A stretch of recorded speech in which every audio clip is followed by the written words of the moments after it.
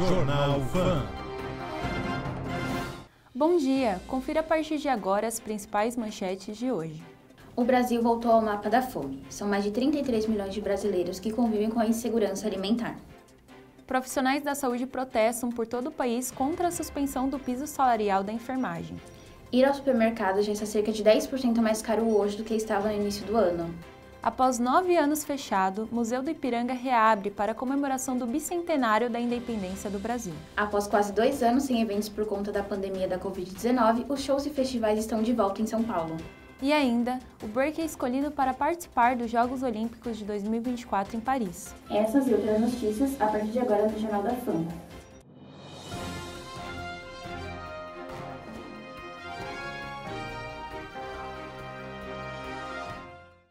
O Brasil voltou ao mapa da fome, segundo a Organização das Nações Unidas.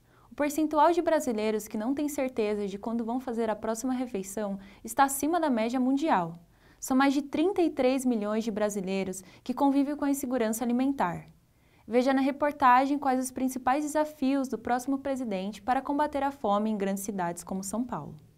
O Brasil soma em torno de 215 milhões de habitantes, segundo a estimativa mais recente do IBGE. Destes, são mais de 156 milhões de pessoas aptas a votar nas eleições deste ano, que vão eleger entre os cargos o próximo presidente da República pelos 4 anos seguintes. Mas entra ano, sai ano, e um problema continua a permanecer sem mudanças. Problema antigo, nome comum: a insegurança alimentar. Eu conversei primeiramente com o cientista político Rodrigo Galo, que explicou um pouco mais sobre o contexto político do país atualmente. A gente tem vivido um contexto político, econômico e social bastante complexo, que envolve uma crise econômica que já tinha se iniciado de alguma forma antes da pandemia, mas que foi agravada pela pandemia. E toda essa crise econômica, ela desencadeou também problemas sociais, como o agravamento da fome. Isso pensando num momento de uma eleição bastante disputada, de uma eleição muito tensa, de uma eleição em que há 2 candidatos lutando voto a voto. Mas o que eu quero dizer é que o nosso contexto político ele é complexo para pensar nessas questões. Complexo, mas notável para quem atuou e atua na linha de frente contra a insegurança alimentar no país, como é o caso do Felipe Tiene, fundador do projeto Alimento para Todos, que doa cestas básicas para famílias que não têm o que comer. Politicamente, em termos de que tem como finalidade atender o público mais carente, o que reflete de positivo a gente consegue identificar na prática. Então a gente percebe quando está sendo bom, quando está sendo ruim, quando está sendo efetivo e quando não está sendo efetivo. A gente consegue, eu acho que mais analisar um ou outro, a gente consegue analisar se determinada política está sendo efetiva ou não. Se tem alguns problemas na ponta ou não, isso, nossa, mas assim, amplia a nossa cabeça, assim, muito, muito mesmo, tá? O Brasil já criou vários programas em combate à fome no país. Fernando Henrique Cardoso montou o chamado Comunidade Solidária em 1995, que foi substituído pelo Fome Zero, criado por Lula em 2003. Agora, temos o Alimenta Brasil e uma população estimada em 33 milhões de pessoas que não possuem segurança alimentar.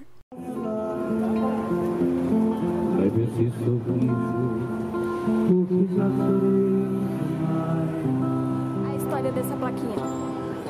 Essa plaquinha assim, eu vinha tocar na Paulista, eu não ganhava R$6 por dia. Muitas vezes eu fui para casa sem comida, aí veio uma vozinha do além e falou, põe uma placa, será que eu almoço hoje? Aí pus a placa, graças ao meu bom Pai do céu, até hoje sempre rumo um dinheirinho. Eu não queria botar placa, mas eu não vou, eu prefiro passar um constrangimento assim, talvez que seja, com dinheiro no bolso, do que não passar nada duro. Para Felipe, a solução vai muito além de dar apenas dinheiro para as pessoas. Mas, por outro lado, eu sinto que só isso e também um abandono total, ele é totalmente disruptivo.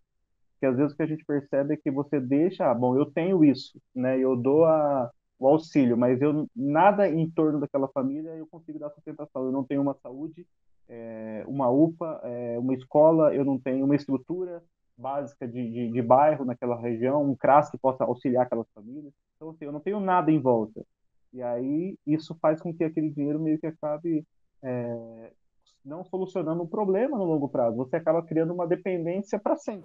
Porque eu também não estou na Paulista atrás de sucesso, atrás de fama, nada. Eu estou atrás das moedinhas para morrer decentemente. Que o pior da vida, eu já passei, moça. Criar 4 filhos, deficiente, eu sou deficiente. Criar 4 filhos num país que não liga para o seu povo. É complicado. Talvez essa barba branca, esses cabelos brancos são fatos da vida. Sofrimentos do dia a dia, mas faz parte. Ir ao supermercado já está cerca de 10% mais caro hoje do que estava no início do ano. A alta no preço dos alimentos e bebidas nos primeiros 7 meses do ano se devem principalmente a alimentos como leite e derivados, frutas, cebola, batata inglesa e café, de acordo com o IBGE. Quem traz mais informações é a repórter Yasmin Gonçalves. Bom dia, Yasmin. Esse ano ainda podemos esperar preços acima da média para itens básicos de alimentação? Bom dia, Vitória e Rafaele. Bom dia a todos que estão nos acompanhando aqui no Jornal da FAM. Exatamente, Vitória. Mesmo com a queda na inflação de 0,36% no mês de agosto, como foi registrado pelo Índice de Preços ao Consumidor Amplo, o IPCA, que mede as taxas de inflação de produtos e serviços que são comercializados no varejo, os consumidores ainda vão se deparar com preços elevados nas gôndolas de supermercados. Isso porque a queda da inflação ocorreu principalmente no preço dos combustíveis, como o diesel, que reduziu 3,76%, e a gasolina, que reduziu 11,64%, enquanto o setor de alimentos e bebidas subiu para 1,21%. Alguns desses motivos são período de entre-safra e seca, os gastos com os adubos e fertilizantes e também a demanda das empresas de laticínios, que, consequentemente, com a oferta menor no campo, acabam pressionando os preços. Eu conversei com a consumidora Alice, aqui do bairro onde eu estou no momento, na Vila Bianca, e ela me relatou como que está sendo o dia a dia quando ela vai às compras. Ultimamente, é bem provável que na hora de cozinhar, você tenha se deparado com poucas ou as mesmas opções de sempre ao abrir a despensa.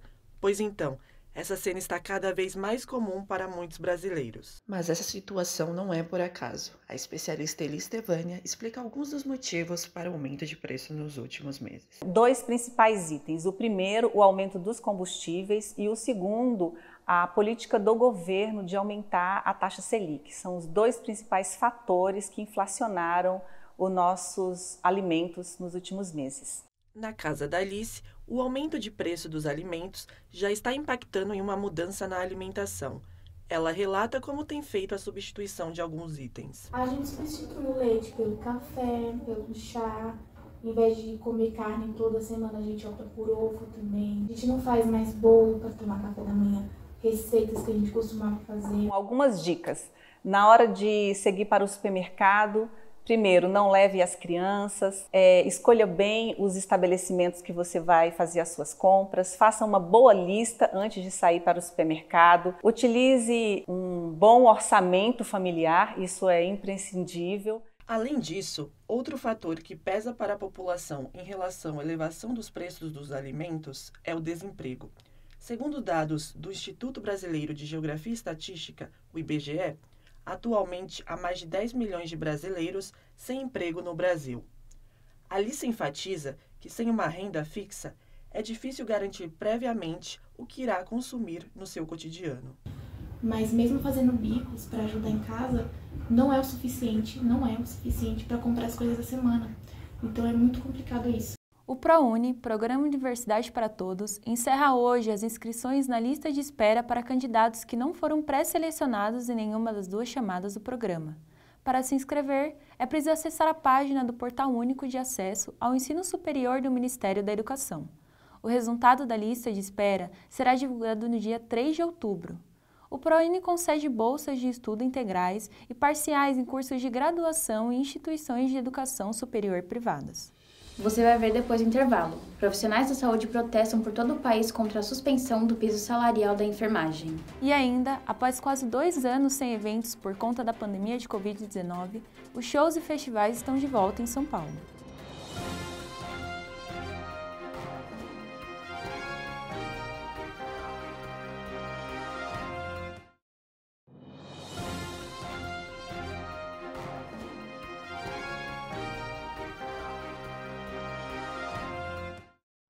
Após quase 2 anos sem eventos por conta da pandemia da Covid-19, os shows e festivais estão de volta em São Paulo.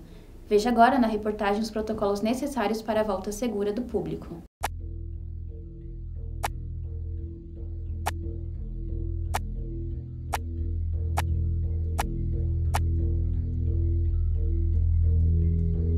Com o surgimento da pandemia de Covid-19 em dezembro de 2019, shows e festivais tiveram que ser cancelados por todo o mundo e só começaram a ser retomados em meados de 2021, após quase 2 anos sem eventos. Ficar 2 anos, praticamente 2 anos sem evento foi muito complicado, até porque o setor de entretenimento ele precisa da presença física das pessoas até para que ele possa funcionar. Os ingressos voltaram com preços mais altos em relação ao período anterior à pandemia, já que o custo para produzir eventos subiu, fazendo com que esse impacto fosse sentido pelos consumidores. Deixei de frequentar alguns eventos, tanto pelo valor do preço, que aumentou muito, e também pelo custo de tudo que aumentou, né? O setor de entretenimento teve prejuízo em 2021, deixando de faturar 140 milhões de reais. Cerca de 530 mil eventos não foram realizados em decorrência da Covid. Em março de 2022, um grande festival retornou, o Lollapalooza Brasil. Esse evento ocorre anualmente e, por conta da pandemia, as edições de 2020 e 2021 tiveram que ser canceladas.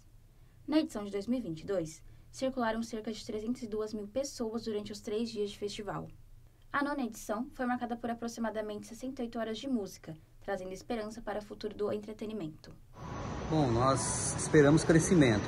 Graças a Deus é um setor que voltou com muita força, obviamente com muita dificuldade ainda de se obter patrocínios e investimentos, mas a tecnologia tem nos ajudado bastante a avançar, a trazer muita inovação. A organização do evento estava em contato frequente com órgãos de saúde e segurança pública para que tudo corresse da melhor maneira. Para acessar a entrada do festival, era exigido o comprovante de vacinação com ao menos 2 doses, recomendado o uso de máscara dentro do autódromo.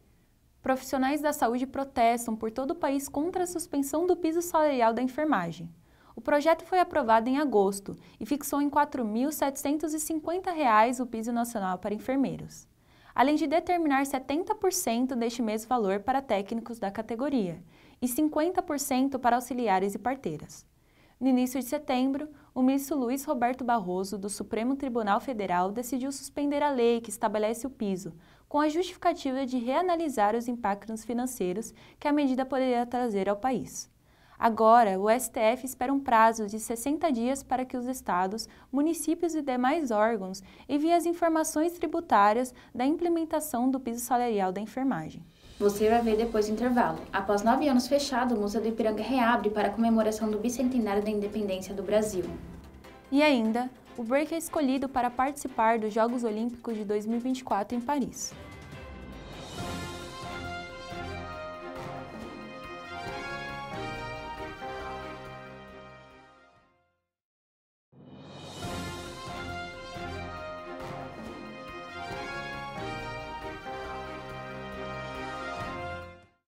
Após 9 anos fechado, o Museu do Ipiranga reabre para a comemoração do bicentenário da independência do Brasil.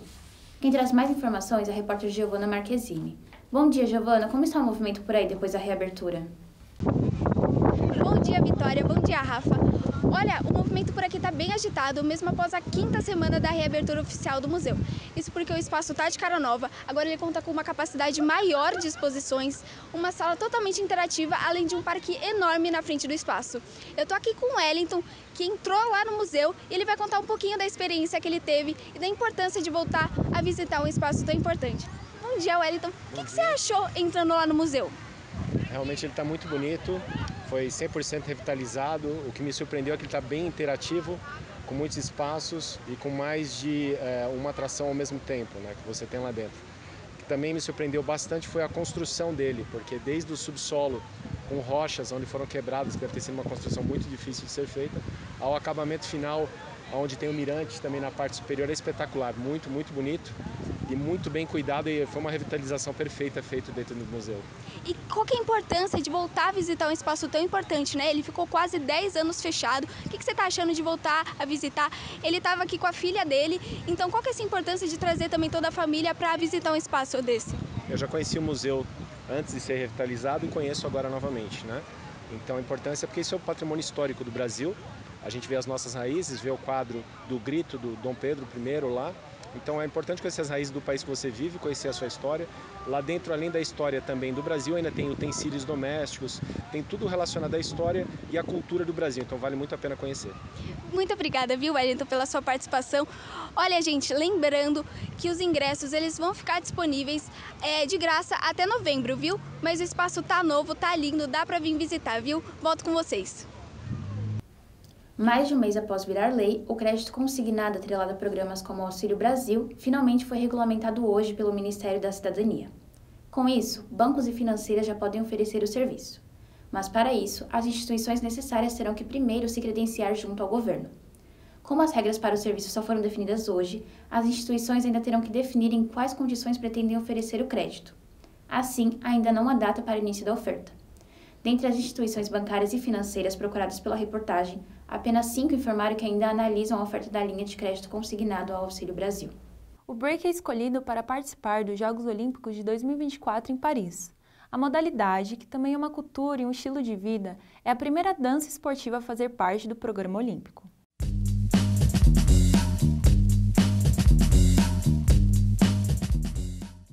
Meu nome é Carlos Lopes, eu conhecido como B-Boy Amendoim, tenho 37 anos, danço break desde 1998. Sou morador da cidade de São Bernardo do Campo, onde eu iniciei no break, tive meus primeiros contatos com a cultura hip hop. Desde então, nunca mais parei.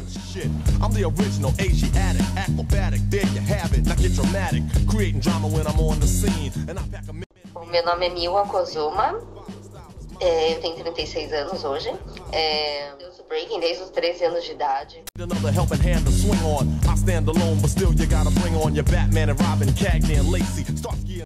sempre entendi o breaking como esporte.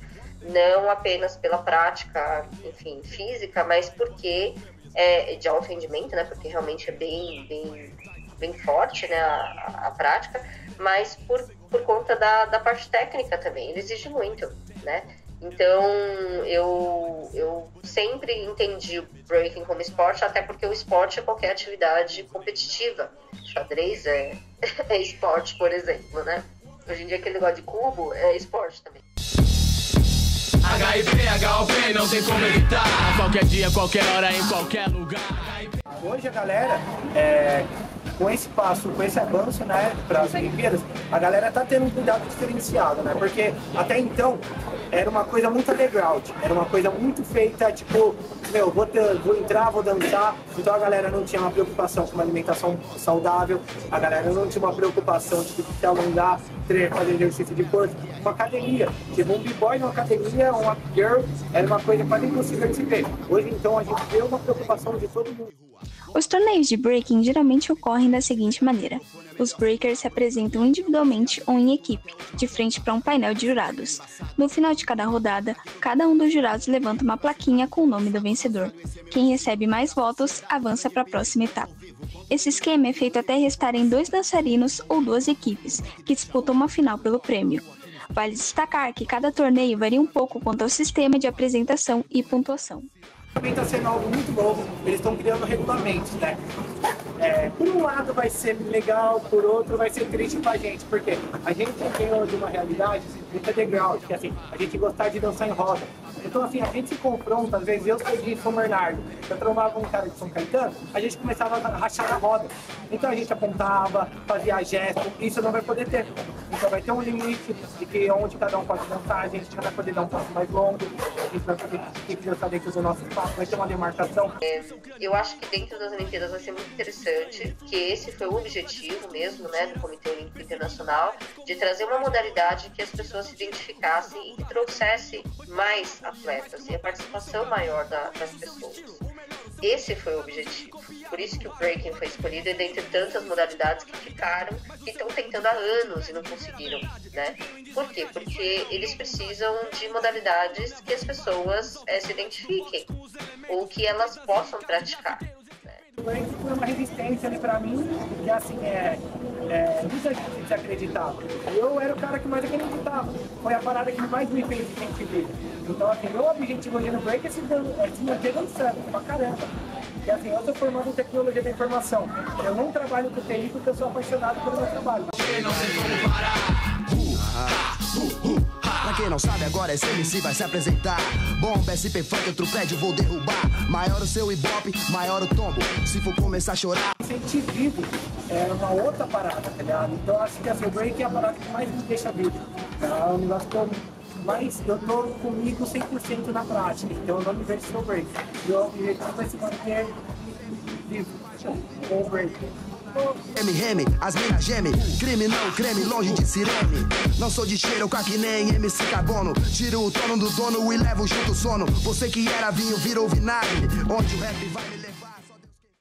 O Jornal da Fã fica por aqui. Você pode assistir as reportagens completas no nosso canal do YouTube. Um bom dia e até amanhã.